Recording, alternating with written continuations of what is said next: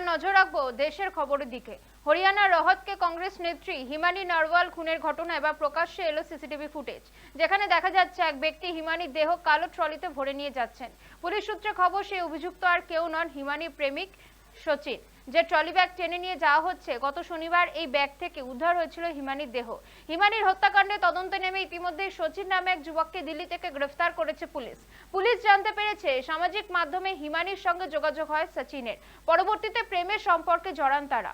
যে বাড়িতে হিমানি থাকতেন সেখানেই প্রায় যাতায়াত ছিল অভিযুক্তের। ঘটনার আগের রাতেও হিমানির সঙ্গে ছিলেন অভিযুক্ত সচিন। পরের দিন দুজনের মধ্যে তুমুল বচসা বাঁধলেও সচিন চার্জার দিয়ে শ্বাসরোধ করে খুন করেন হিমানিকে। এরপর প্রমাণ লোপাটের জন্য হিমানির মৃতদেহ ট্রলি ব্যাগে ঢোকায় সচিন, তারপর নিজের বাড়িতে চলে যায়। রাতের বেলায় পুনরায় হিমানির বাড়িতে গিয়ে ট্রলি ব্যাগটিকে বাস স্ট্যান্ডের ধারে ফেলে আসে। ট্রলি ব্যাগ টেনে যাওয়ার সেই ফুটেজও হাতে পেয়েছে পুলিশ।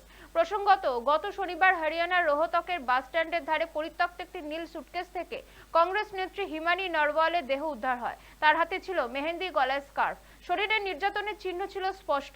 কংগ্রেসের দাপুটে নেত্রী ছিলেন ওই তরুণী। ভারত জোড়ো যাত্রার সময় খোদ রাহুল গান্ধীর পাশেও দেখা গিয়েছিল তাকে। স্বাভাবিকভাবে তার খুনের ঘটনায় দেশ জুড়ে ব্যাপক শোরগোল পড়ে গিয়েছে।